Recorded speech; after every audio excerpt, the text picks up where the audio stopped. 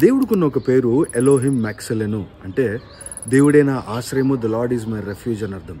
ఏ దేశంలో అయినా ఏదైనా విపత్తు జరిగినప్పుడు, ఏదైనా ఆపద జరిగినప్పుడు, నాశనం అయిపోయినప్పుడు మిగిలిన వారికి ఆ గవర్నమెంట్ ఆశ్రయం ఇవ్వడానికి రెఫ్యూజీ క్యాంప్స్లో పెడతారు.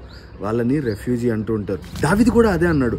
శత్రువులు తన మీద ఎగసిపడినప్పుడు, తన వారి తన మీద పన్నాగాలు పడినప్పుడు, తన జీవితంలో ఏం చేయాలో అది అర్థం కానప్పుడు దేవుడి వైపు చూసి ఎలోహిం మ్యాక్సెలెను, నీవే నా ఆశ్రయమయ్యా అన్నాడు. ప్రతి ఒక్క మనిషి తన జీవితంలో ఏదో ఒక సమయంలో దేవుడికి ఆశ్రయంగా కావాల్సి ఉంటుంది. ఎటు వెళ్ళాలో అర్థం కాలేదు, ఏం చేయాలో తెలియట్లేదు, అయోమయ పరిస్థితుల్లో ఉన్నాం. అలాంటి టైంలో నీకు మ్యాక్సెలెను కావాలి.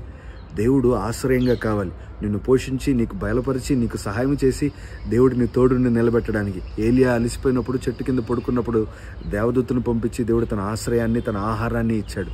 నేస్తమా, దేవుడు మంచివాడు, మన జీవితంలో ఆశ్రయమై ఉన్నాడు. ఎలోహిం మ్యాక్సెలెను, the lord is my refuge. God bless you.